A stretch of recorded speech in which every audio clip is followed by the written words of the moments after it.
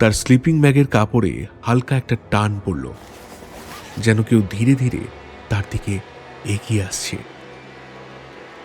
সে চোখ বন্ধ করে ফেলল, কিন্তু শব্দটা থামল না। এবার শব্দটার সাথে মিশে গেল একটা চাপা হাসি, ভাঙা হিসে।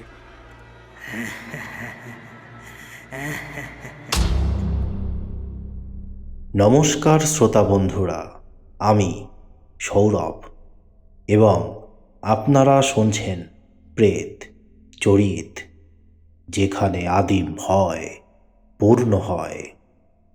ইতিমধ্যে আপনারা আমাদের চ্যানেলে শুনেছেন হাড় হিম করা ভয়ের গল্প, পোড়ো, আতঙ্ক, বঙ্কুলুম এবং অতৃপ্ত। আপনাদের ভালোবাসার ফলস্বরূপ আমরা আগামীতে আরও অনেক ভয়ের গল্প আনতে চলেছি। গল্পগুলি ভালো লাগলে লাইক, কমেন্ট এবং শেয়ার করে চ্যানেলটিকে সাবস্ক্রাইব করে দেবেন। তাহলে আদিম ভয় পেতে আপনি তৈরি তো? তবে চলুন শুরু করা যাক আজকের গল্প। লেখক শুভজিৎ ঘোষের কলমে রক্তকুঠি।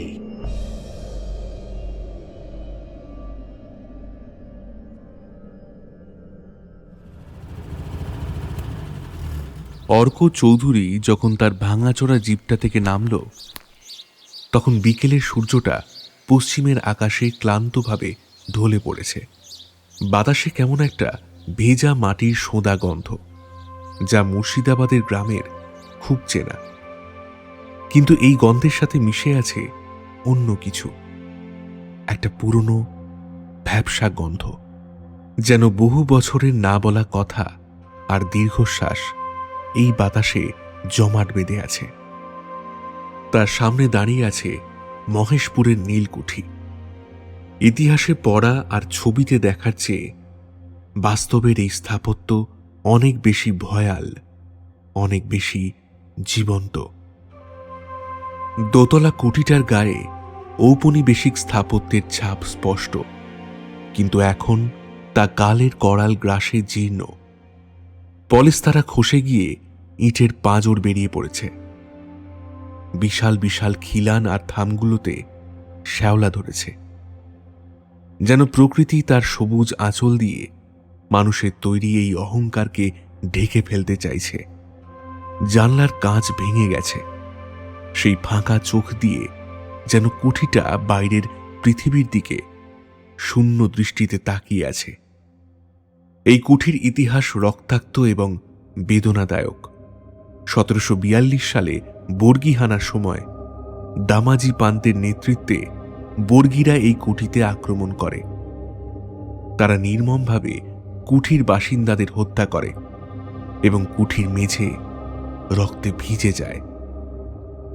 সেই থেকে এই কুঠি অভিশপ্ত বলে মনে করা হয়। স্থানীয়রা বিশ্বাস করে কুঠির দেওয়ালগুলো এখনো সেই রক্তাক্ত ইতিহাসের স্মৃতি বহন করে। কুঠির ভেতরে প্রবেশ করলে প্রথমেই চোখে পড়ে বিশাল দালান, যা একসময় সাহেব মেমদের পার্টি স্থান ছিল। দোতলার বারান্দা থেকে দেখা যায় কুঠির চারপাশের বিস্তীর্ণ জমি, যেখানে একসময় নীল চাষ হতো।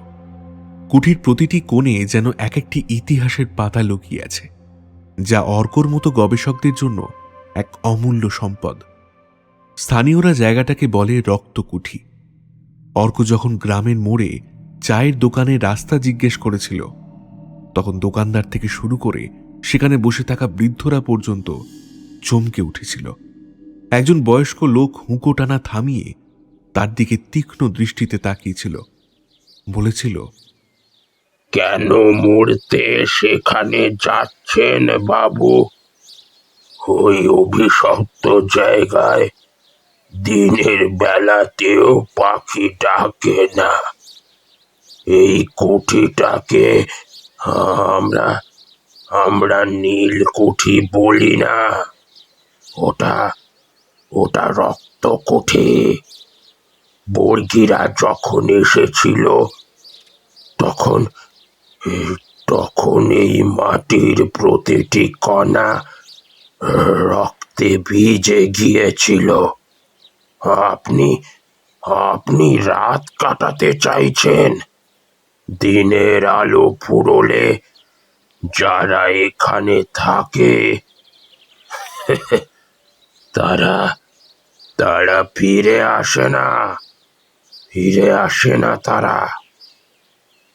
আরেকজন যোগ করেছিল, শোনেন নেকো সরাটা, মহেশপুরের দালানে যেও নাকো সন্ধ্যাকালে, দামাজি পান্তের অভিশাপ আজও সেখানে খেলে। অর্ক মৃদু হেসে বলে, ধন্যবাদ, আমি আমার সরঞ্জাম নিয়ে এসেছি। ইতিহাসের ভূত তাড়ানোর যন্ত্র আমার কাছে নেই, তবে আমার লজিকের ওপর ভরসা আছে। দামাজি পান্ত নামটা অর্কর মাথায় গেঁথে গিয়েছিল, ইতিহাসে পড়া বর্গী সর্দারের নাম। কিন্তু সে এসবে কান দেয়নি। সে পিএইচডি করছে স্থাপত্যের উপর। তার বিষয় বাংলার ঔপনিবেশিক স্থাপত্যে স্থানীয় রীতির প্রভাব।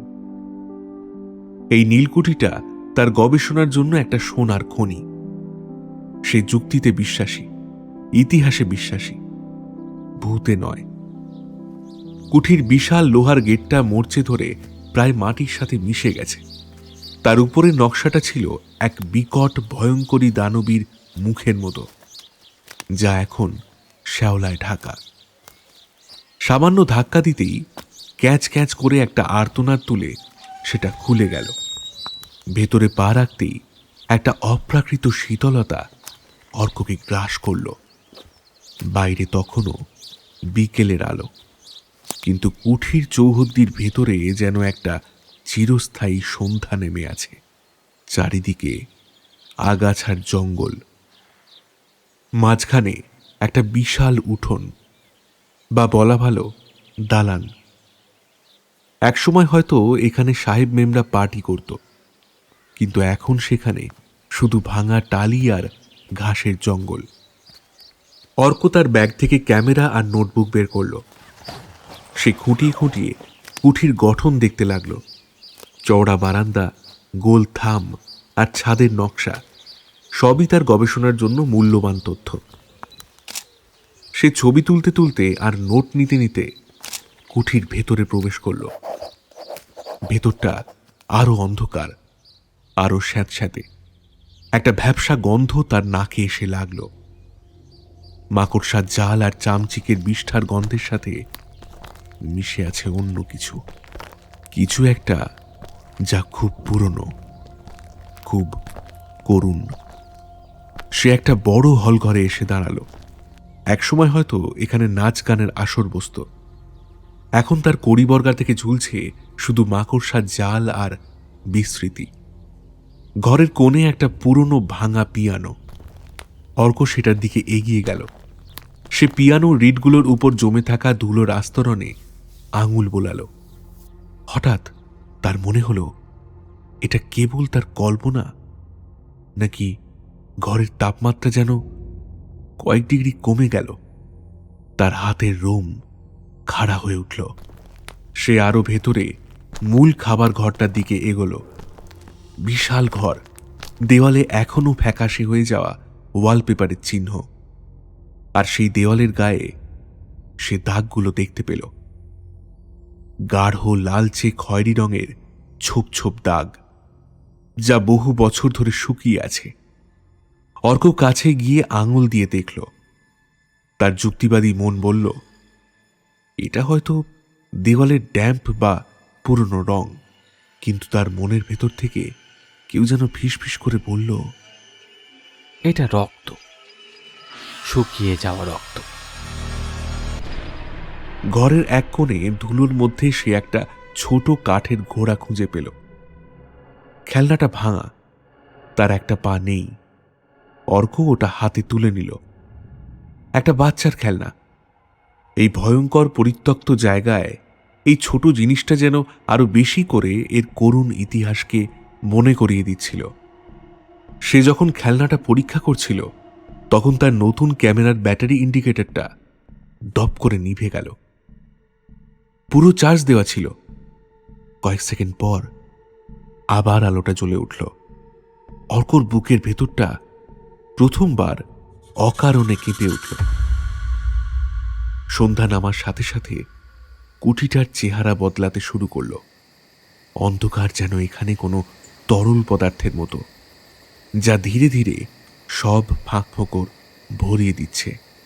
অর্ক তার তাঁবুটা খাটিয়েছে সেই বিশাল দালানের এক কোণে। হ্যারিকেনের আলোয় সে তার দিনের তোলা ছবিগুলো দেখছিল আর নোট লিখছিল। প্রথমে এলো সেই শব্দটা, দোতলার কোনো ঘর থেকে ভেসে আসা একটা চাপা খটখট আওয়াজ, যেন কেউ হাঁটছে। অর্ক ভাবল হয়তো কোনো পাখি বা বাদুড়, কিন্তু শব্দটা খুব ছন্দবদ্ধ। তার ভাবনার ধারাবাহিকতা যেন ভেঙে যাচ্ছিল। সে নিজেই নিজের চিন্তায় সন্দেহ করছিল। তারপর শুরু হলো ফিসফিসানি। অনেকগুলো কণ্ঠস্বর একসাথে কথা বলছে, কিন্তু কোনো কথাই স্পষ্ট নয়, যেন বহু দূর থেকে ভেসে আসছে। অর্ক তাঁবুর বাইরে বেরিয়ে এলো। চারদিকে ঘুটঘুটে অন্ধকার, ঝিঁঝি পোকার ডাক ছাড়া আর কিছুই শোনা যাচ্ছে না। সে তখন তাঁবুর দিকে ফিরছে, তখন সে প্রায় স্পষ্ট শুনতে পেল একটা ভাঙা হিস হিস কণ্ঠে কেউ যেন বলছে,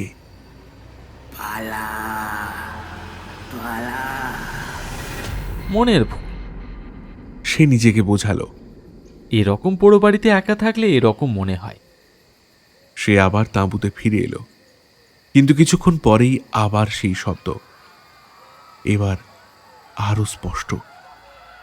এবার আর ফিসফিসানি নয়, যেন কারা কাঁদছে, একটা চাপা কান্নার রোল, যা বাতাসের সাথে মিশে যাচ্ছে। তার সাথে যোগ হলো আরো একটা শব্দ, ঘোড়ার খুরের আওয়াজ। অনেকগুলো ঘোড়া যেন কুঠির দিকে ছুটে আসছে। অর্ক আবার বাইরে বেরিয়ে এলো, কিন্তু এবারও কিছুই নেই। সে টর্চ জ্বালিয়ে চারপাশ দেখল, কিন্তু আগাছার জঙ্গল ছাড়া আর কিছুই চোখে পড়ল না। তার বুকের ভেতরটা এবার সত্যিই ভয়ে কেঁপে উঠল।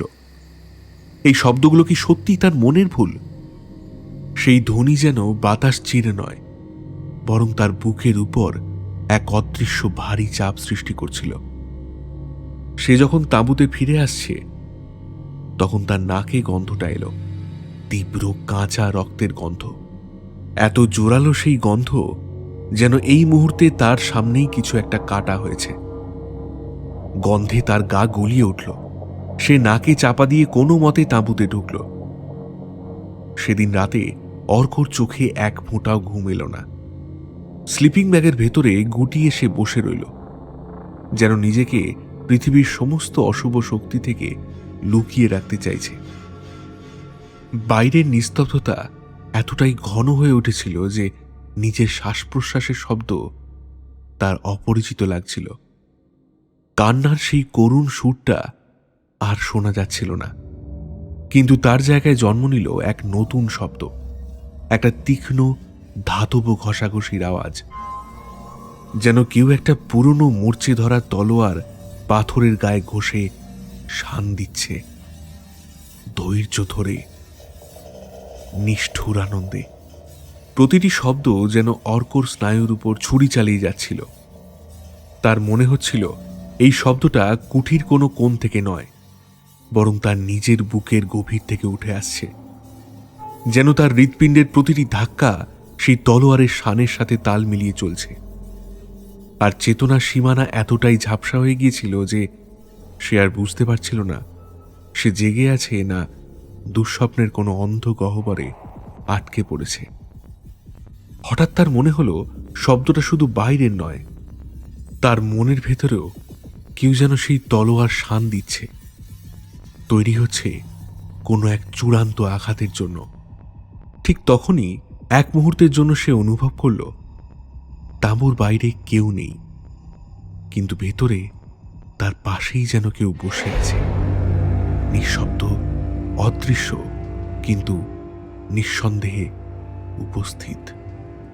তার স্লিপিং ব্যাগের কাপড়ে হালকা একটা টান পড়ল, যেন কেউ ধীরে ধীরে তার দিকে এগিয়ে আসছে। সে সে চোখ বন্ধ করে ফেলল, কিন্তু শব্দটা থামল না। এবার শব্দটার সাথে মিশে গেল একটা চাপা হাসি, ভাঙা হিস হিসে।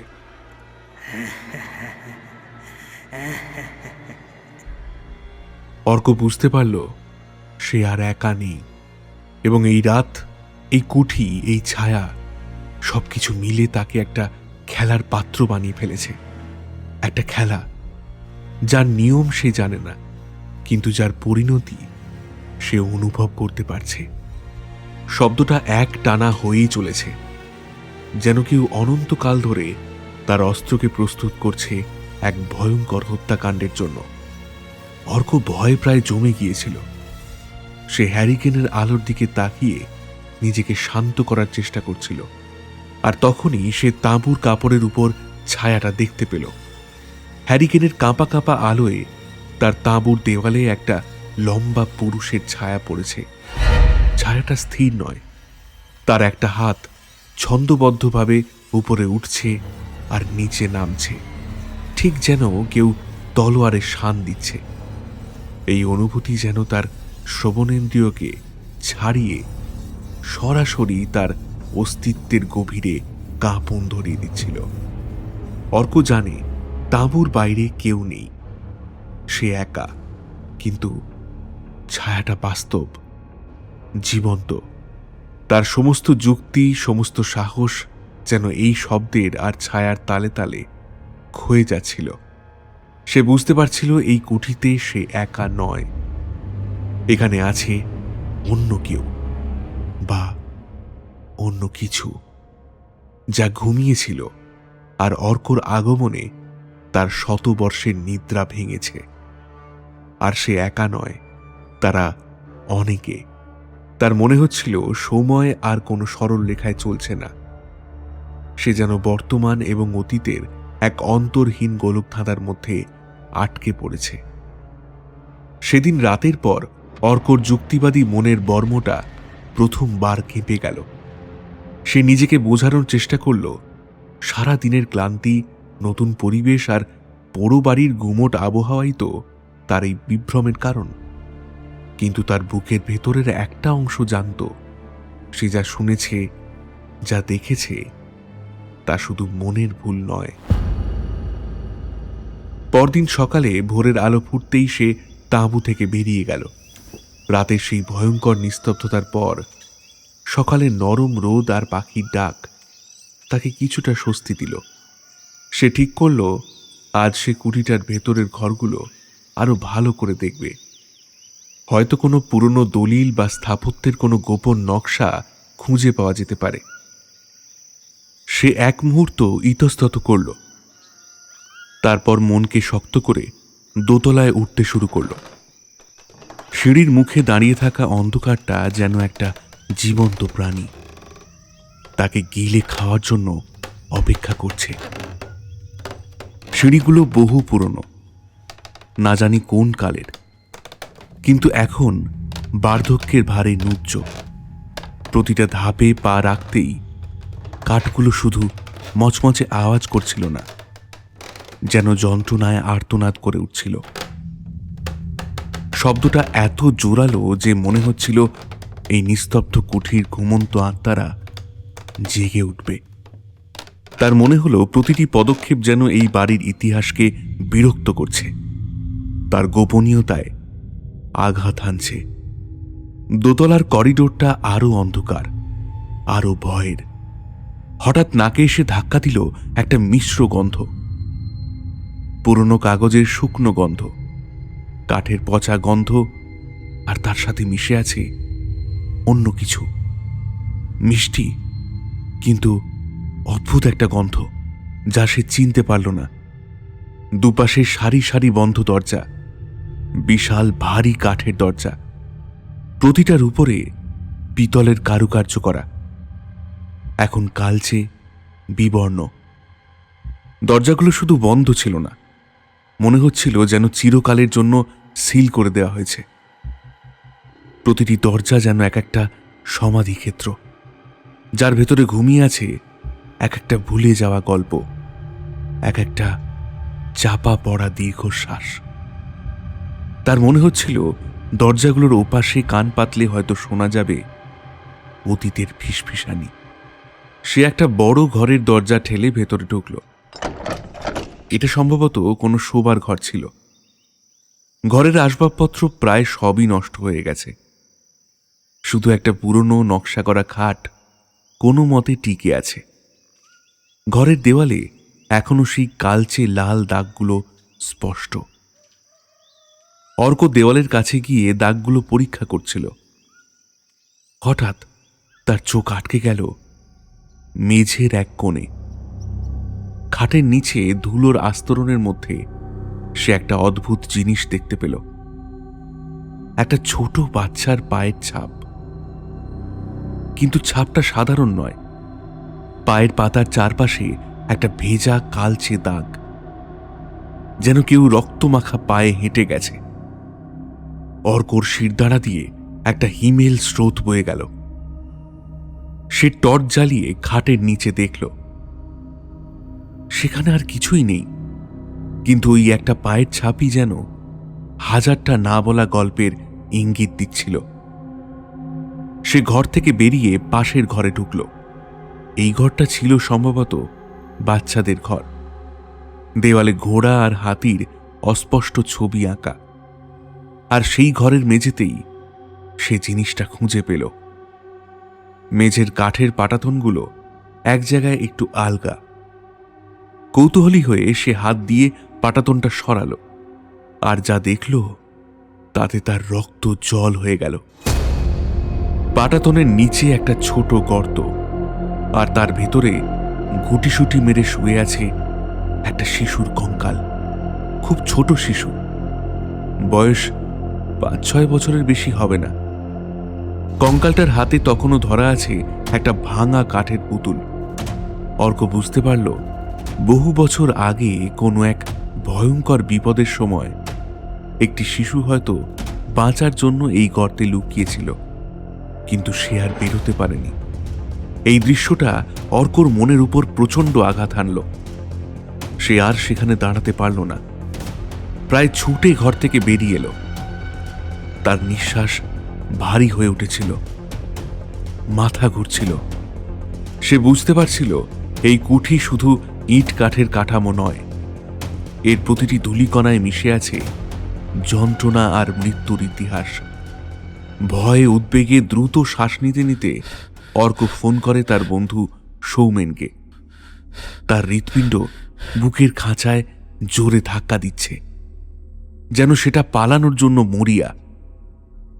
অর্কর হাত কাঁপছে, ফোনটা ধরে রাখতেও কষ্ট হচ্ছে। ওপাশ থেকে দুবার রিং হওয়ার পরই সৌমেন ধরল। তার কণ্ঠে ঘুম জড়ানো বিরক্তি। হ্যাঁ অর্ক, এত সকালে তোর গলাটা অমন শোনাচ্ছে কেন? অর্ক কথা বলার চেষ্টা করল, কিন্তু প্রথমবার শুধু একটা শুকনো গোঙানির শব্দ বের হলো। সে জোর করে ফুসফুসে বাতাস ভরে নিয়ে ফিসফিস করে বলল, সোমেন, সোমেন, সোমেন, আমি আমি শেষ। সৌমেন ধর্মর করে উঠে বসল। ঘুমের রেশ কেটে গেল এক লহমায়। কি বলছিস? কি কি হয়েছে খুলে বল আমায়।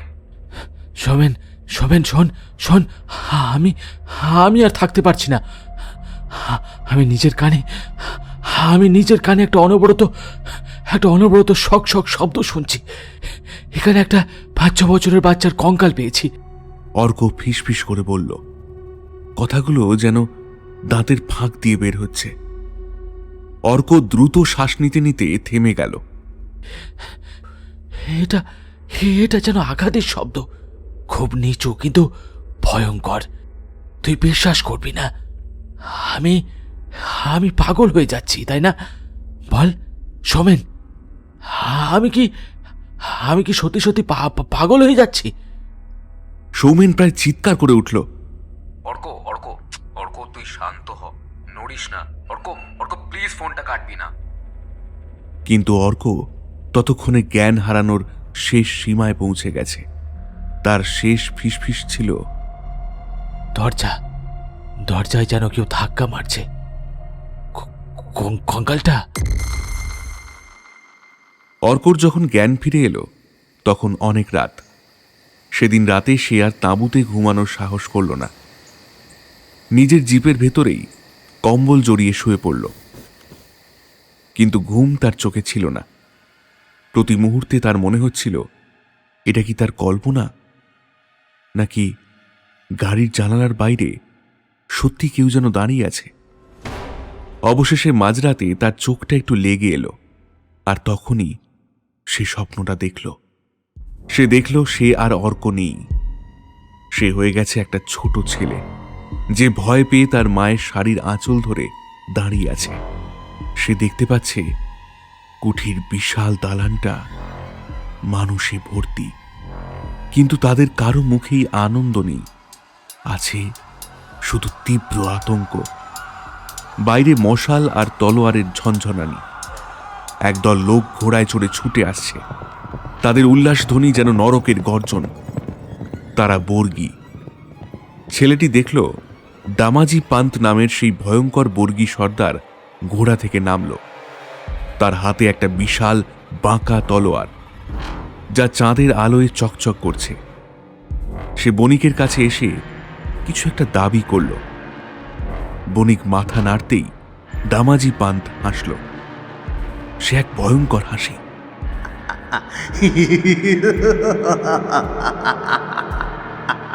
তারপর সে তার তলোয়ারটা তুলল। ঠিক সেই মুহূর্তে অর্কর ঘুমটা ভেঙে গেল। সে প্রচন্ড জোরে চিৎকার করে উঠল। না না! তার সারা শরীর ঘামে ভেজা, সে হাঁপাচ্ছে। সে গাড়ির স্টিয়ারিংটা শক্ত করে চেপে ধরল। এটা স্বপ্ন ছিল না, এটা ছিল স্মৃতি। যেন সেই মৃত শিশুটির শেষ স্মৃতি তার মনের ভেতরে প্রবেশ করেছে। সে কি সত্যি জেগেছিল, নাকি তার ক্লান্ত মস্তিষ্ক তাকে এক ভয়ঙ্কর স্বপ্নের জগতে টেনে নিয়ে গিয়েছিল? তা সে কিছুতেই নিশ্চিত হতে পারছিল না। সে গাড়ির কাঁচ দিয়ে বাইরে তাকালো। কুঠিটা অন্ধকারের মধ্যে এক দৈত্যের মতো দাঁড়িয়ে আছে। হ্যারিকেনের আলোয় তার তাঁবুটা আবছা দেখা যাচ্ছে, কিন্তু তার তাঁবুর পাশে ওটা কি? অর্কর বুকের ভেতরটা জমে গেল। সে দেখল একটা ছোট মেয়ের ছায়ামূর্তি তার তাঁবুর পাশে দাঁড়িয়ে আছে। তার হাতে ধরা একটা ভাঙা পুতুল। মেয়েটা তার দিকে তাকিয়ে আছে। তার চোখ দুটো যেন দুটো শূন্য গহ্বর। সে ধীরে ধীরে তার হাতটা তুলল আর অর্কর দিকে আঙুল দেখালো। অর্ক আর সহ্য করতে পারল না। সে গাড়ির হেডলাইটটা জ্বালিয়ে দিল। তীব্র আলোয় চারপাশটা ভরে গেল, কিন্তু কিন্তু সেখানে কেউ নেই, শুধু ফাঁকা দালান। আমি আমি পাগল হয়ে যাচ্ছি। সে বিড়বিড় করে বলল, এসব এসব সত্যি নয়। সেদিন সকালে সে ঠিক করল আর একদিন মাত্র থাকবে। যা নোট নেওয়ার তা নিয়ে সে কালই কলকাতা ফিরে যাবে। সে যখন তার জিনিসপত্র গোছাচ্ছিল তখন তার চোখ গেল কুঠিটার দেওয়ালে। যে দেওয়ালে সে গতকাল রক্তের দাগ দেখেছিল, সেখানে সে একটা নতুন জিনিস দেখতে পেল। দেওয়ালের গায়ে ঠিক তার চোখের উচ্চতায় একটা হাতের ছাপ, একটা কচি হাতের ছাপ। কিন্তু ছাপটা জলের নয়, টাটকা ঘন লাল রক্তের। যেন এই মুহূর্তে কেউ রক্তমাখা হাত দিয়ে দেওয়ালে ছাপ দিয়েছে। অর্ক ভয়ে এক পা পিছিয়ে এলো। সে চোখ বন্ধ করে আবার খুলল, কিন্তু ছাপটা মিলিয়ে গেল না। ওটা সেখানেই আছে, বাস্তব, জীবন্ত। সে আর এক মুহূর্ত অপেক্ষা করল না। প্রায় দৌড়ে নিজের জিপে উঠে স্টার্ট দিল। সে পালাচ্ছে এই অভিশপ্ত কুঠি থেকে, এই ভয়ঙ্কর স্মৃতি থেকে। কিন্তু সে জানে এই পালানো এত সহজ নয়, কারণ তার মনে হচ্ছে সে একা ফিরছে না, তার সাথে ফিরছে সেই দালানের ছায়া। কলকাতা ফিরে আসার পর প্রথম কয়েকটা দিন অর্কর স্বাভাবিকভাবেই কাটল। শহরের কোলাহল, ব্যস্ত জীবনযাত্রা আর বন্ধুদের সঙ্গ তাকে মহেশপুরের সেই ভয়ঙ্কর অভিজ্ঞতাকে ভুলতে সাহায্য করল। সে নিজেকে বোঝালো ওটা ছিল শুধু তার মনের ভুল, এক ধরনের হ্যালুসিনেশন। কিন্তু 1 সপ্তাহ পর ঘটনাগুলো আবার ঘটতে শুরু করল। প্রথমে শুরু হলো শব্দ দিয়ে। তার ফ্ল্যাটের নিস্তব্ধতায় সে হঠাৎ করে শুনতে পেত সেই ফিসফিসানির শব্দ।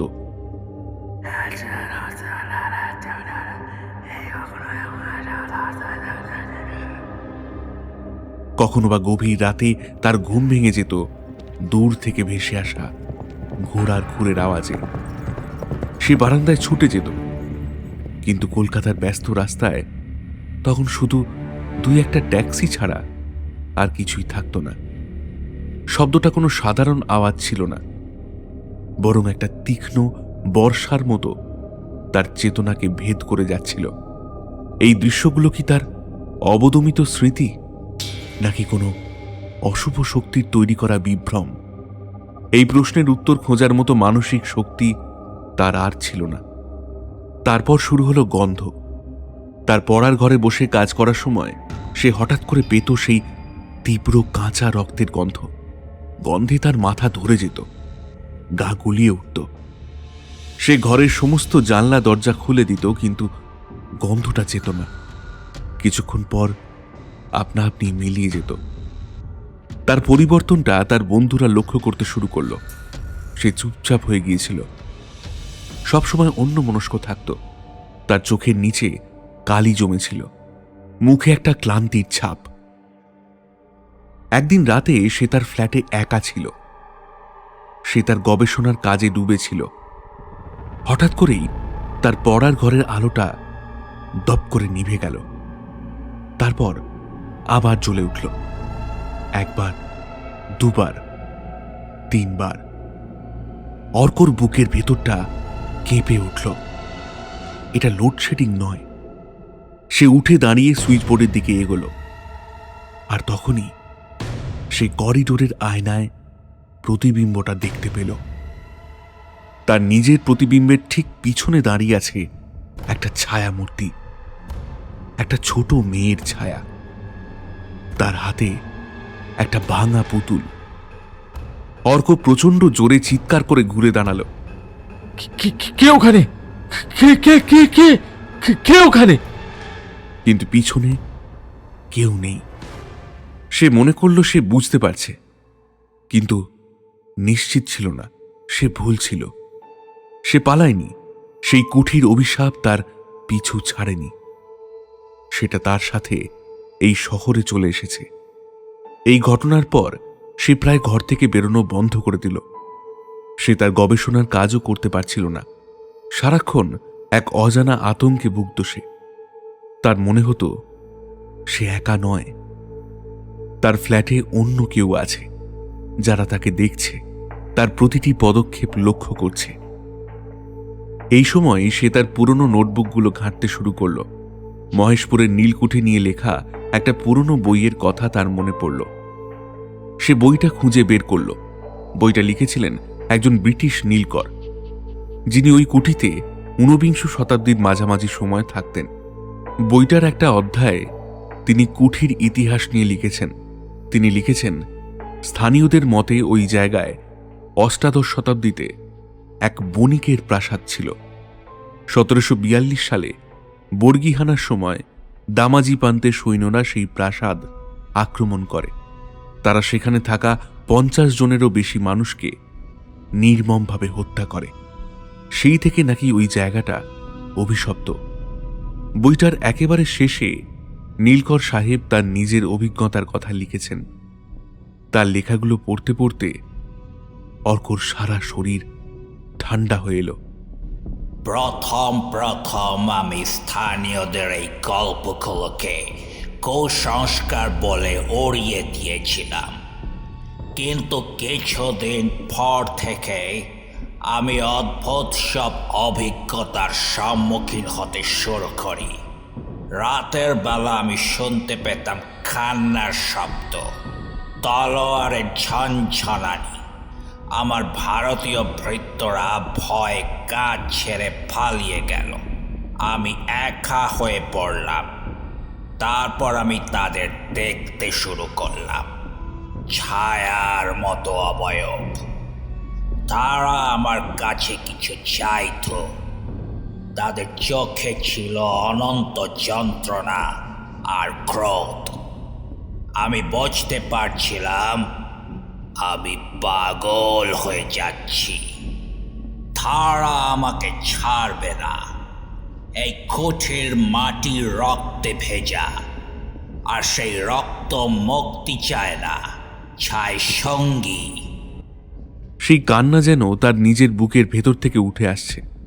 এই লেখাটার নিচেই নীলকর সাহেবের কাঁপা কাঁপা হাতে লেখা ছিল শেষ লাইনটা, The shadow of the hall, it calls for me. দালানের ছায়া। এই শব্দ দুটো পড়ার সাথে সাথেই অর্কর ফ্ল্যাটের সমস্ত দরজা জানলা প্রচণ্ড জোরে বন্ধ হয়ে গেল। ঘরের ভেতরটা হঠাৎ করে বরফের মতো ঠান্ডা হয়ে গেল। তার টেবিল ল্যাম্পের আলোটা দপদপ করতে শুরু করল। অর্ক দেখল তার পড়ার ঘরের দেওয়ালগুলো আর দেওয়াল নেই, সেগুলো হয়ে গেছে জীবন্ত ছায়ার পর্দা। সেই ছায়ার পর্দায় ফুটে উঠছে একের পর এক মুখ, পুরুষ, নারী, শিশু। তাদের চোখে তীব্র যন্ত্রণা, তাদের মুখ থেকে বেরিয়ে আসছে এক নীরব আর্তনাদ, যা কোনো জাগতিক উৎস থেকে আসছিল না।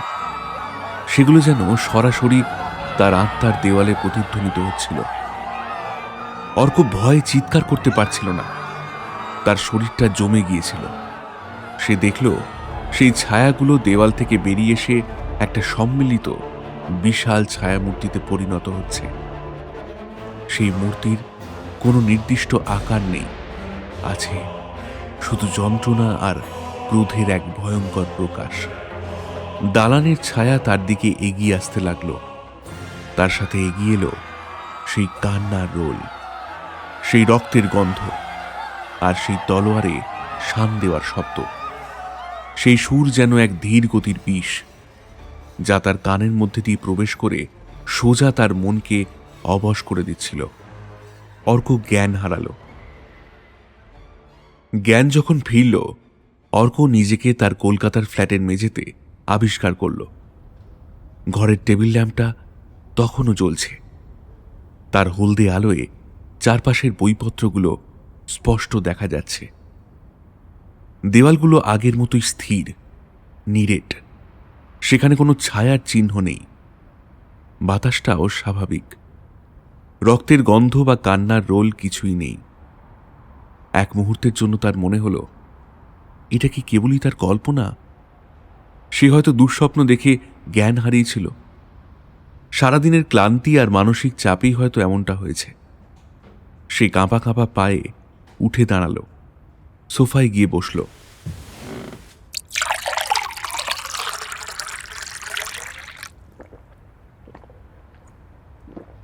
এক গ্লাস জল খাওয়ার পর তার অস্থির মনটা কিছুটা শান্ত হলো।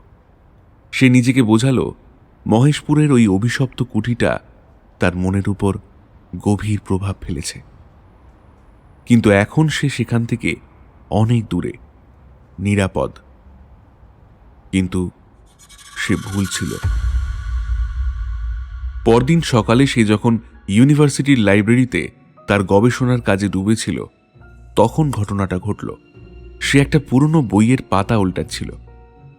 হঠাৎ করেই তার নাকে এলো সেই তীব্র কাঁচা রক্তের গন্ধ। তার চারপাশের সবাই স্বাভাবিক, শুধু তারই দম বন্ধ হয়ে আসছিল। সে যখন বইটার দিকে মনোযোগ দিয়ে তাকালো, তখন দেখল বইয়ের সাদা পাতাগুলো আর সাদা নেই। সেগুলো ধীরে ধীরে লাল রক্তে ভিজে যাচ্ছে। অক্ষরের বদলে পাতার উপর ফুটে উঠছে যন্ত্রণা কাতর মুখের সারি। অর্ক ভয়ে চিৎকার করে বইটা ফেলে দিল। না, কি না না। লাইব্রেরির সবাই অবাক হয়ে তার দিকে তাকিয়ে রইল। একজন কর্মী ছুটে এসে জিজ্ঞেস করল, কি হয়েছে স্যার? অর্ক ফ্যাল ফ্যাল করে বইটার দিকে তাকিয়ে রইল, কিন্তু বইটা আগের মতোই স্বাভাবিক। পাতাগুলো ধবধবে সাদা। সে মনে করল সে বুঝতে পারছে, কিন্তু নিশ্চিত ছিল না। সে আর স্বাভাবিক নেই। দালানের ছায়া তাকে ছাড়েনি। সেটা এখন শুধু একটা বাইরের সত্তা নয়, সেটা তার মনের ভেতরে প্রবেশ করেছে। তার বাস্তব আর বিভ্রমের মধ্যকার দেওয়ালটা ভেঙে পড়ছে। তার বন্ধুরা তাকে সাইকিয়াট্রিস্টের কাছে যাওয়ার পরামর্শ দিল, কিন্তু সে কি বলবে ডাক্তারকে যে সে এমন কিছু দেখছে যা বাস্তব নয়? ডাক্তার তাকে স্কিজোফ্রেনিয়ার রোগী বলে ঘোষণা করবে। হতাশ হয়ে সে তার ইউনিভার্সিটির সবচেয়ে পুরনো এবং কিছুটা খ্যাপাটে হিসেবে পরিচিত অধ্যাপক অনির্বাণ মিত্রের কাছে গেল। অধ্যাপক মিত্র বাংলার লোককথা এবং ঐতিহাসিক স্থানগুলির অলৌকিক ঘটনা নিয়ে গবেষণা করতেন। তাঁর এই কাজের জন্য একাডেমিক মহলে তাকে নিয়ে হাসাহাসি করা হতো, কিন্তু এই মুহূর্তে তিনিই ছিলেন অর্কর একমাত্র আশা। অধ্যাপক মিত্রের ঘরটা ছিল রায়বাড়ির লাইব্রেরির মতোই, বই আর পুরনো পুঁথিতে ঠাসা। তিনি অর্কর ফ্যাকাশে মুখ আর আতঙ্কিত চোখের দিকে তাকিয়ে সবটা শুনলেন। তিনি একবারও তাকে থামালেন না বা অবিশ্বাস করলেন না। সব শোনার পর তিনি তার চশমাটা খুললেন, চোখ দুটো মুছলেন, তারপর শান্ত গভীর গলায় বললেন, তুমি যা দেখেছ তা হ্যালুসিনেশন নয় অর্ক। তুমি এক ভয়ঙ্কর ঐতিহাসিক সত্যের মুখোমুখি হয়েছ।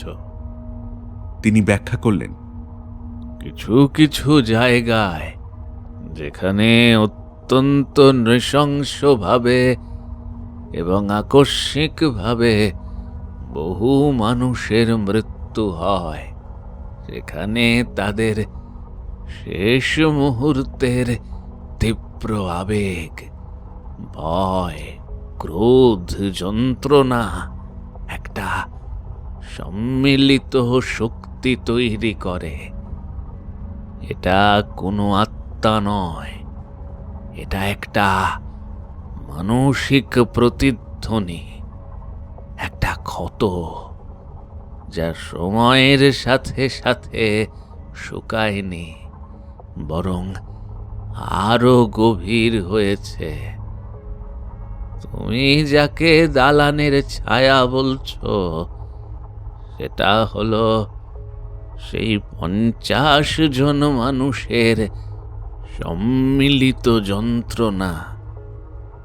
ওটা একটা ভাঙা রেকর্ডের মতো, যা অনন্তকাল ধরে শুধু তার শেষ মুহূর্তের ভয়ঙ্কর ঘটনাটাকেই বাজিয়ে চলেছে। এই বলে অধ্যাপক মিত্র তার তাক থেকে একটা পুরনো চামড়ায় বাঁধানো জার্নাল বের করলেন। তিনি পাতা উল্টে একটা নির্দিষ্ট জায়গা বের করে অর্কর দিকে এগিয়ে দিলেন। এই দেখো, এটা ঊনবিংশ শতাব্দীর এক বেলজিয়ান গবেষকের লেখা, ফ্ল্যান্ডার্সের এক যুদ্ধক্ষেত্র নিয়ে। সেখানেও সৈন্যরা বহু শতাব্দী পুরনো এক যুদ্ধের আওয়াজ শুনতে পেত। তলোয়ারের ঝনঝনানি, কামানের গর্জন। সেই গবেষকও এক ছায়ার কথা লিখেছিলেন, যা ছিল মৃত সৈন্যদের সম্মিলিত ভয়ের প্রতিচ্ছবি। অর্ক দেখল পাতার উপর একটা হাতে আঁকা ছবি, একটা বিশাল আকারহীন কালো ছায়া, যার ভেতর থেকে যেন হাজারটা মুখ বেরিয়ে আসতে চাইছে। অধ্যাপক বললেন, দেখছ অর্ক, তুমি একা নও। ইতিহাস সব জায়গাতেই তার কত চিহ্ন রেখে যায়। শুধু শোনার মতো কান আর দেখার মতো চোখ লাগে। কিন্তু ওটা আমার পিছু নিয়েছে কেন? আমি আমি তো কলকাতা ফিরে এসেছি। অর্কর গলায় ছিল মরিয়া আরতি। অধ্যাপক মিত্র বললেন, কারণ তুমি ওই জায়গার নিস্তব্ধতা ভেঙেছ। তুমি ওই ঘুমন্ত যন্ত্রণাটাকে জাগিয়ে তুলেছ। আর সবচেয়ে বড় কথা, তুমি ভয় পেয়েছ। তোমার ভয়টাই ওর শক্তি। তুমি যখন ওই কঙ্কালটা আবিষ্কার করেছিলে, যখন ওই রক্তমাখা হাতের ছাপ দেখেছিলে, তখন তোমার মনের দরজাটা খুলে গিয়েছিল। আর সেই সুযোগেই ওই ছায়ার একটা অংশ তোমার চেতনার সাথে জুড়ে গেছে। ও এখন তোমার ভয় থেকেই শক্তি সঞ্চয় করছে। অধ্যাপকের কথাগুলো অর্কর কাছে ভয়াবহভাবে যৌক্তিক বলে মনে হলো। তাহলে এর থেকে মুক্তির উপায় কি? অধ্যাপক মিত্রের মুখটা গম্ভীর হয়ে গেল। উপায় একটাই, খুব ভয়ঙ্কর উপায়। তোমাকে আবার সেখানে ফিরে যেতে হবে। না না না না না না না না না। অর্ক প্রায় চিৎকার করে উঠল। আমি আমি আর আমি আর ওই নরকে ফিরে যাব না। তাহলে এই নরকটাই তোমার জীবন হয়ে উঠবে। অধ্যাপক শান্তভাবে বললেন, ওই ছায়াটা ধীরে ধীরে তোমার বাস্তবকে গ্রাস করে ফেলবে। তুমি আর নিজের স্বপ্ন আর ওর স্মৃতির মধ্যে তফাৎ করতে পারবে না। একদিন দেখবে তুমি আর তুমি নেই। তুমি হয়ে গেছো সেই দালানের 50 জন যন্ত্রণা কাতর আত্মার একজন। সে কার চোখে দেখছিল, নিজের নাকি অতীতের কোনো হতভাগ্য আত্মার? এই প্রশ্নটি তাকে ভয়ের চেয়েও গভীর এক অস্তিত্বের সংকটে ফেলে দিয়েছিল। তিনি অর্কর কাঁধে হাত রাখলেন। শোনো অর্ক, ওটা তোমাকে ভয় দেখিয়ে তাড়িয়ে দিতে চায় না। ও চায় তুমি ওর গল্পের অংশ হয়ে যাও। ও চায় তুমি সেই ভয়ঙ্কর রাতটাকে নিজের চোখে দেখো, অনুভব করো। ও তোমাকে ওর সাক্ষী বানাতে চায়। অধ্যাপক মিত্রের শেষ কথাটা ছিল সবচেয়ে ভয়ঙ্কর। তোমাকে ফিরে যেতেই হবে। তোমাকে ওই দালানে দাঁড়িয়ে ওর মুখোমুখি হতেই হবে। কিন্তু সাবধান অর্ক, ও শুধু তোমাকে দর্শক বানাতে চাইবে না, ও তোমাকে ওই নাটকের একটা চরিত্র বানিয়ে দেবে। ও চাইবে তুমি যেন সেই বণিকের মতো করেই ভয় পাও, যন্ত্রণা পাও। আর তোমার সেই ভয়টাই হবে ওর অনন্তকালীন খাদ্যের যোগান। সেই মুহূর্তে অর্ক বুঝতে পারল সে এক অবশ্যম্ভাবী পরিণতির দিকে এগিয়ে চলেছে। তার সামনে দুটো পথ খোলা। হয় সে ধীরে ধীরে এই শহরেই পাগল হয়ে যাবে, নয়তো তাকে আবার সেই রক্তে ভেজা মাটিতে ফিরে গিয়ে এক অসম ভয়ঙ্কর লড়াই লড়তে হবে।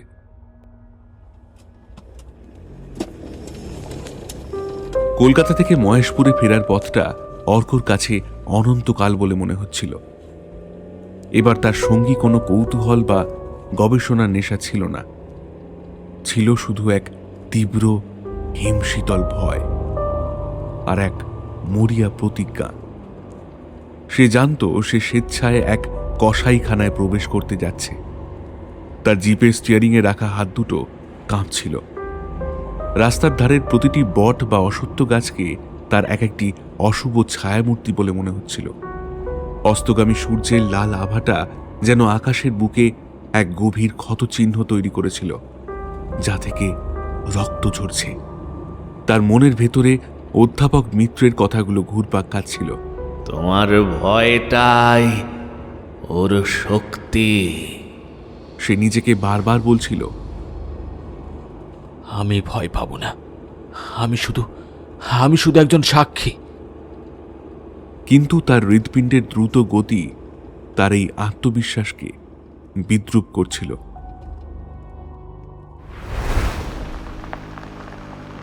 যখন সে নীলকুঠির সামনে এসে পৌঁছালো তখন সবে সন্ধ্যা নামছে। কিন্তু এবার কুঠিটাকে দেখে তার মনে হলো সে যেন এক ক্ষুধার্ত জীবন্ত প্রাণীর সামনে এসে দাঁড়িয়েছে। কুঠিটা তার জন্য অপেক্ষা করছিল। তার আগমনের সাথে সাথেই চারপাশে ঝিঁঝি পোকার ডাক যেন এক মুহূর্তে থেমে গেল। নেমে এলো এক অস্বাভাবিক শ্বাসরোধী নিস্তব্ধতা। বাতাসটা স্থির, গাছের একটা পাতাও নড়ছে না। এবার সে আর তাঁবু খাটানোর ভুল করল না। সে তার জিপ থেকে একটা শক্তিশালী টর্চ, কিছু জলের বোতল আর একটা ধারালো ছুরি হাতে নিল। তারপর সে ধীর কিন্তু দৃঢ় পায়ে এগিয়ে গেল সেই বিশাল দালানটার দিকে। এটাই তার যুদ্ধক্ষেত্র। এখানেই এই নাটকের শেষ অঙ্ক অভিনীত হবে। দালানের মাঝখানে এসে সে দাঁড়ালো। সে তার টর্চটা একটা ভাঙা থামের উপর রেখে মাটিতেই বসে পড়ল। সে পালাবে না, লুকাবে না, সে এখানেই অপেক্ষা করবে। চোখ বন্ধ করে ফেলল সে। নিজের শ্বাস প্রশ্বাসকে নিয়ন্ত্রণ করার চেষ্টা করতে লাগল। প্রতিটা নিঃশ্বাসের সাথে সে অধ্যাপক মিত্রের কথাগুলো মনে করছিল, আর প্রতিটা প্রশ্বাসের সাথে সে তার ভয়কে বের করে দেওয়ার চেষ্টা করছিল। প্রথম 1 ঘন্টা কোনো শব্দ হলো না। তারপর শুরু হলো। প্রথমে একটা মৃদু খসখস শব্দ, যেন কেউ শুকনো পাতার উপর দিয়ে হাঁটছে।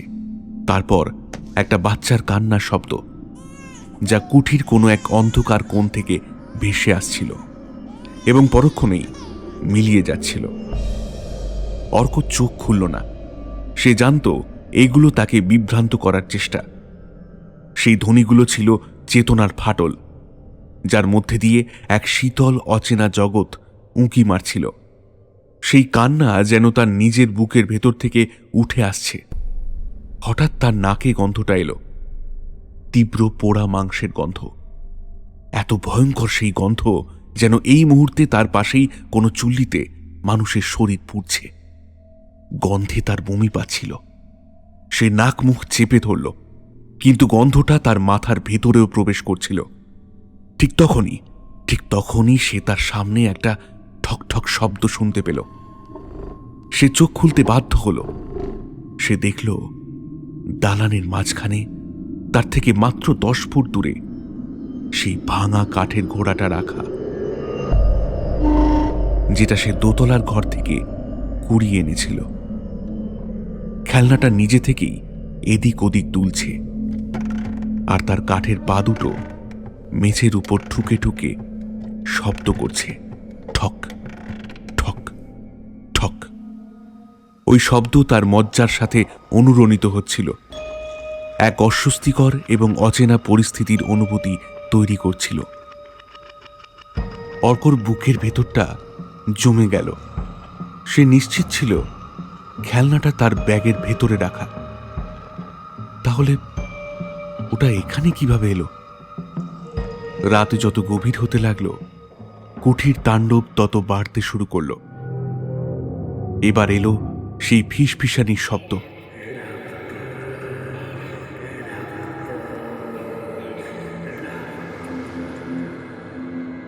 হাজারটা কণ্ঠ যেন একসাথে এই একটা শব্দই উচ্চারণ করছে। দেওয়ালের প্রতিটি ফাটল থেকে, মেঝের প্রতিটি ধূলিকণা থেকে যেন ওই একটাই শব্দ উঠে আসছিল। প্রতিটি ধ্বনি যেন এক একটি অদৃশ্য হাতুড়ির ঘা, যা তার যুক্তির বর্মটাকে ধীরে ধীরে ভেঙে গুঁড়িয়ে দিচ্ছিল। তারপরেই চারপাশের পরিবেশটা বদলে যেতে লাগলো। তার পায়ের তলার ভাঙা টালি আর ঘাস কোথায় যেন মিলিয়ে গেল। তার জায়গায় সে দেখল মসৃণ মার্বেলের মেঝে। কুঠির ভাঙা দেওয়ালগুলোয় আবার নতুন করে পলেস্তারা হয়ে গেছে। তাতে ঝুলছে দামি তৈলচিত্র। তার নিজের পরনের জিন্স টি শার্ট বদলে গিয়ে সেখানে চলে এসেছে অষ্টাদশ শতাব্দীর এক বণিকের পোশাক। সে আর অর্ক চৌধুরী নেই। সে হয়ে গেছে সেই হতভাগ্য বণিক যে তার পরিবার আর গ্রামবাসীদের নিয়ে এই প্রাসাদে আশ্রয় নিয়েছিল। তার চারপাশের দালানটা মানুষে ভর্তি, তাদের চোখে মুখে তীব্র আতঙ্ক। বাইরে থেকে ভেসে আসছে সেই ভয়ঙ্কর উল্লাসধ্বনি আর ঘোড়ার খুরের আওয়াজ। দরজা ভেঙে ভেতরে ঢুকল তারা, বর্গিরা। তাদের হাতে খোলা তলোয়ার, চোখে পাশবিক হিংস্রতা। আর তাদের সামনে দাঁড়িয়েছিল সে, দামাজি পান্ত। তার ছায়ামূর্তি যেন জমাট বাঁধা অন্ধকার। তার হাতে সেই বিশাল বাঁকা তলোয়ার যা থেকে রক্তের গন্ধ ভেসে আসছে। অর্ক দেখল তার স্ত্রী আর ছোট ছেলেটি ভয়ে তার পিছনে লুকিয়ে আছে। সে তাদের জড়িয়ে ধরল। এই ভয়টা তার নিজের নয়, কিন্তু সে তার নিজের মতোই অনুভব করছিল। দামাজি পান্ত এগিয়ে এলো। তার প্রতিটি পদক্ষেপের সাথে সাথে ঘরের তাপমাত্রা যেন আরো কমে যাচ্ছিল। সে বণিকের অর্থাৎ অর্কর সামনে এসে দাঁড়ালো। তার চোখে কোনো আবেগ নেই, আছে শুধু শীতল নিষ্ঠুরতা। তরবারিটা কোথায়? দামাজির কণ্ঠস্বর ছিল সাপের হিসহিসের মতো। বণিক ওরফে অর্ক কাঁপা কাঁপা গলায় বলল, আমি জানি না। দামাজি হাসল।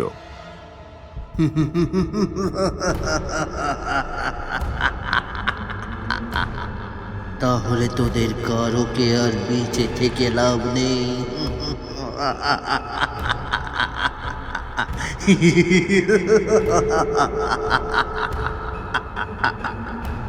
কিন্তু সে সরাসরি আক্রমণ করল না। ছায়াটা যেন অর্কর মনের গভীরে প্রবেশ করার চেষ্টা করছিল, তাকে ভেতর থেকে ভেঙে ফেলার জন্য। অর্কর চোখের সামনে ভেসে উঠল তার নিজের বাবা মায়ের গাড়ি দুর্ঘটনার সেই ভয়ঙ্কর দৃশ্য। কিন্তু এবার দৃশ্যটা অন্যরকম। সে দেখল স্টিয়ারিংয়ে সে নিজে বসে আছে, সেই গাড়িটা চালাচ্ছে। তার ভুলের জন্যই গাড়িটা খাদে পড়ে যাচ্ছে। সে শুনতে পেল তার মায়ের শেষ আর্তনাদ, যেখানে তার মা তাকে দোষারোপ করছে।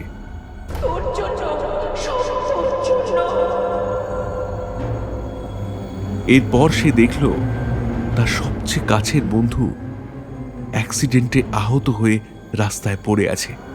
সে তার দিকে সাহায্যের জন্য হাত বাড়াচ্ছে, কিন্তু অর্ক দেখল সে নিজে তার বন্ধুকে উপেক্ষা করে চলে যাচ্ছে। ছায়াটা তার মনের গভীরতম অপরাধবোধকে জাগিয়ে তুলছিল। তাকে বোঝানোর চেষ্টা করছিল যে সে একজন স্বার্থপর, একজন হত্যাকারী, এবং তার বেঁচে থাকার কোনো অধিকার নেই। এই ব্যক্তিগত আক্রমণে অর্কর মনটা প্রায় ভেঙে পড়েছিল। সে চিৎকার করে উঠতে চাইল। তার মনে হচ্ছিল নাকি এটা কেবল তার কল্পনা, সে হেরে যাচ্ছে। কিন্তু ঠিক সেই মুহূর্তে তার যন্ত্রণার গভীরে সে অন্য আর একটা যন্ত্রণা অনুভব করল। এটা তার নিজের নয়, এটা সেই 50 জন মানুষের যন্ত্রণা যারা 1742 সালের সেই রাতে এখানে মারা গিয়েছিল।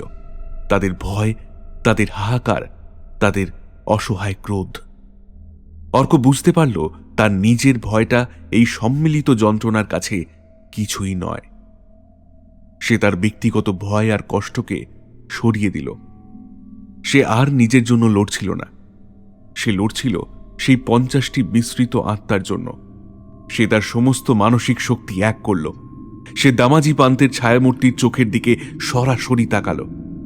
বর্গিরা তখন ঝাঁপিয়ে পড়েছে অসহায় মানুষগুলোর উপর।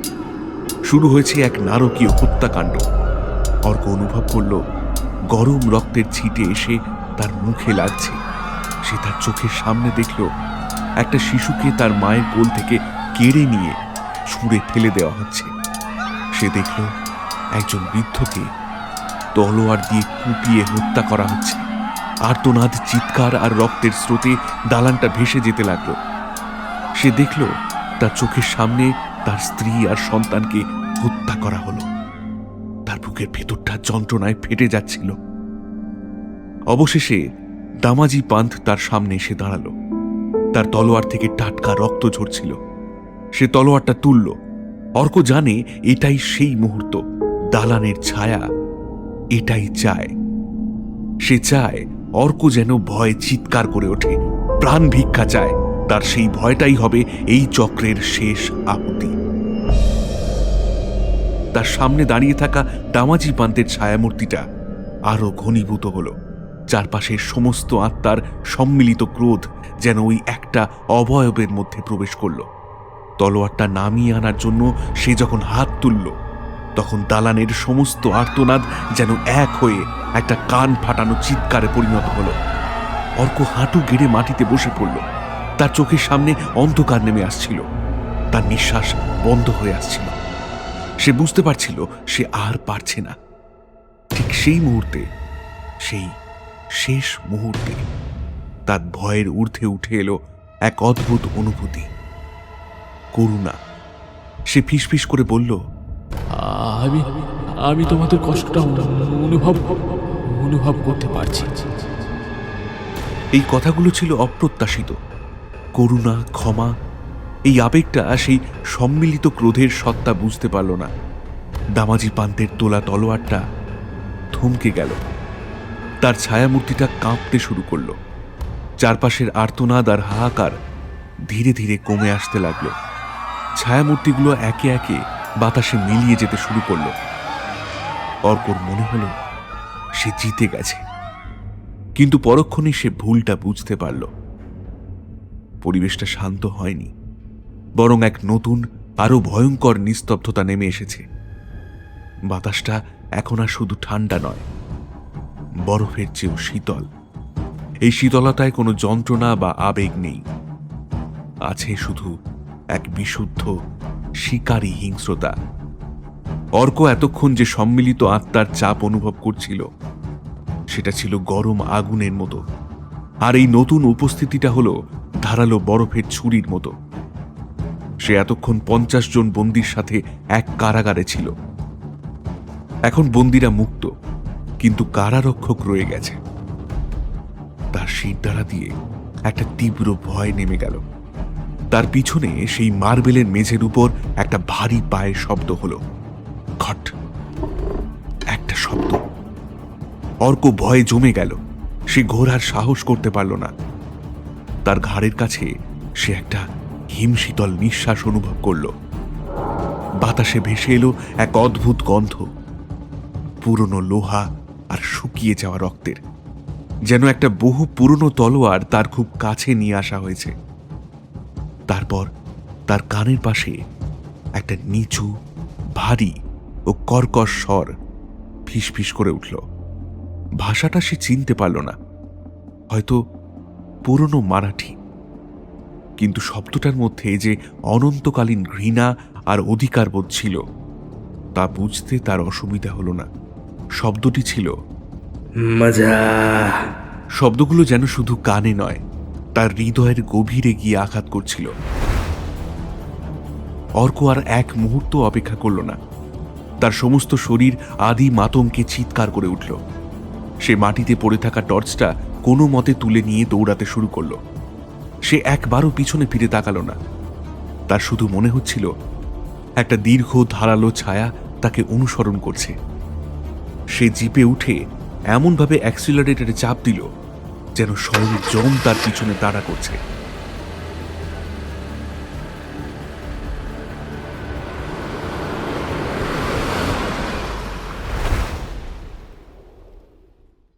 কলকাতায় ফিরে আসার পর অর্ক আর স্বাভাবিক জীবনে ফিরতে পারেনি।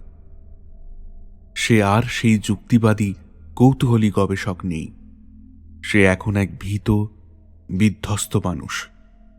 সে রাতের বেলা আলো জেলে ঘুমায়, আয়নার সামনে দাঁড়াতে ভয় পায়, আর সব সময় তার মনে হয় ঘরের কোণের অন্ধকারে কেউ যেন তার দিকে তাকিয়ে আছে। সে অধ্যাপক মিত্রের কাছে গিয়েছিল। সবটা শুনে অধ্যাপকের মুখটা গম্ভীর এবং চিন্তিত হয়ে গিয়েছিল। তিনি বলেছিলেন, তুমি খুব বড় ভুল করেছ অর্ক।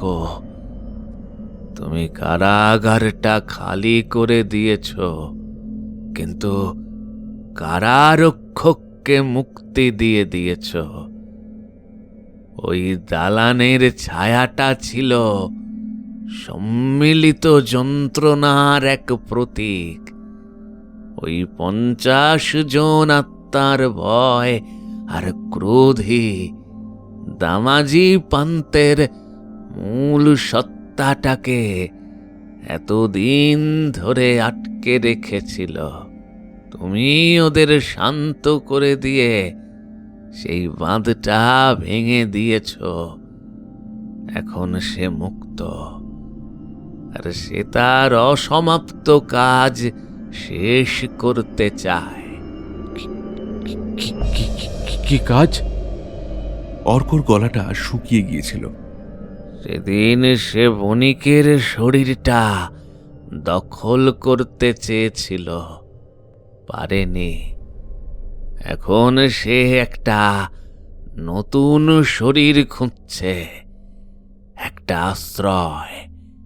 আর তুমি তার সাথে সংযোগ স্থাপন করে ফেলেছ। তুমি তাকে নিজের মনের ভেতরে প্রবেশ করার রাস্তা দেখিয়ে দিয়েছ। এই ঘটনার পর কয়েক মাস কেটে গেছে। অর্ক তার পিএইচডি ছেড়ে দিয়েছে। সে সারাক্ষণ এক অজানা আতঙ্কে বাঁচে। মাঝে মাঝে গভীর রাতে সে তার পিঠে বা ঘাড়ে সেই হিমশীতল স্পর্শটা অনুভব করে। আয়নায় তাকালে কখনো কখনো এক মুহূর্তের জন্য তার মনে হয় তার নিজের প্রতিবিম্বের চোখের দৃষ্টিটা কেমন যেন নিষ্ঠুর, অপরিচিত। আজ রাতেও সে তার পড়ার ঘরে বসেছিল। বাইরে ঝমঝম করে বৃষ্টি নেমেছে। সে জানলার কাঁচের উপর বৃষ্টির ফোঁটাগুলো দেখছিল। হঠাৎ করেই তার চোখ গেল কাঁচের উপর পড়া নিজের প্রতিবিম্বের দিকে। সে দেখল কাঁচের প্রতিবিম্বে সে চেয়ারে বসে আছে, কিন্তু তার পিছনে কাঁধের উপর একটা হাত রাখা, একটা পুরুষের হাত। সেই হাতের আঙুলগুলো লম্বা, আর তাতে পরা আছে একটা পুরনো দিনের আংটি।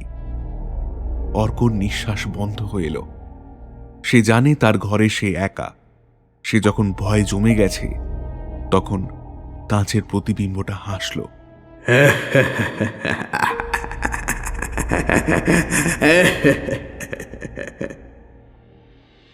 কিন্তু সেটা অর্কর হাসি নয়। সেই হাসিতে কোনো আনন্দ নেই। আছে শুধু এক নিষ্ঠুর বিজয়ী আত্মতৃপ্তি। প্রতিবিম্বের অর্ক খুব ধীরে ধীরে তার দিকে তাকালো। তার চোখ দুটো আর অর্কর নেই। সেই চোখের গভীরে জ্বলছে এক প্রাচীন ক্ষমাহীন আগুন। সেই চোখ দুটো যেন বলছে, তুমি কোথাও পালাতে পারবে না। রক্ত কখনো ফুরিয়ে যায় না। তুমি দরজা খুলে দিয়েছ, আর এখন এই শরীর আমার।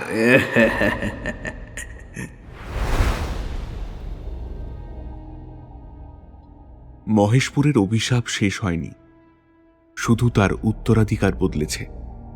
দালানের ছায়া এখন আর সেই পরিত্যক্ত নীলকুঠিতে থাকে না।